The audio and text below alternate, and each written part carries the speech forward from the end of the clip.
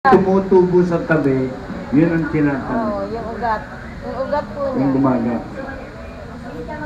Sa umpisa, masaya lang siya pag tinanim mo. Okay, ang Pero sampung pagka din po tumubo na, hindi mo maganda na sa mapigilan. ubo, Tuloy-tuloy. sa lagnat, sa Sambong. sibong.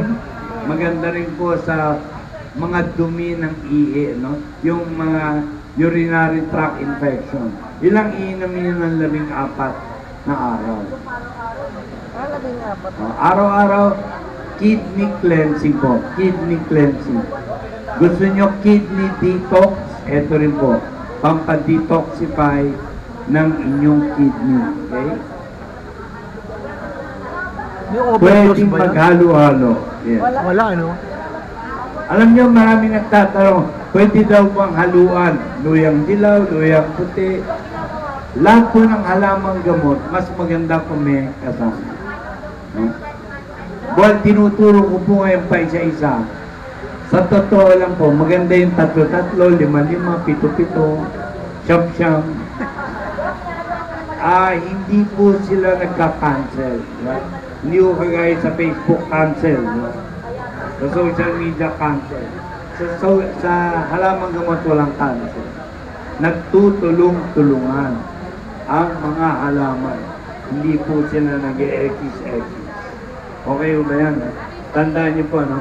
Huwag nyo nang itatanong kung pwede bang ihalo ang sambong, lagundi, takit kohol, tiyanggubat, yes na yes. Pwede nga doon. Ano pong man? Virgin. Of course, Virgin Bayo Family. Here, sasabihin nyo, Virgins. 5-5. Yan na kayong brand.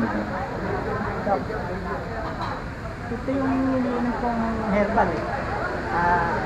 Sambong, ampalaya, serpentina, Gusto ko. serpentina, sambong, banaba, ampalaya, serpentina, turmeric, tapos mangustin, Ang dami. ano yung maliliit na dahon sa bata. Malunggay. Araw-araw doken. Balik 21 capsule yung dok yun, maghapon. Hindi ko masama dok yun. Then, okay na po yan. So, 7 capsule lang iniinom niya. 3 beses mag-apon. Puro halamang gamot naman. Alam mo, gatos dok yun. Walang problema. Yung herbal, kasi may mga tanong. Kaya kayo nandito.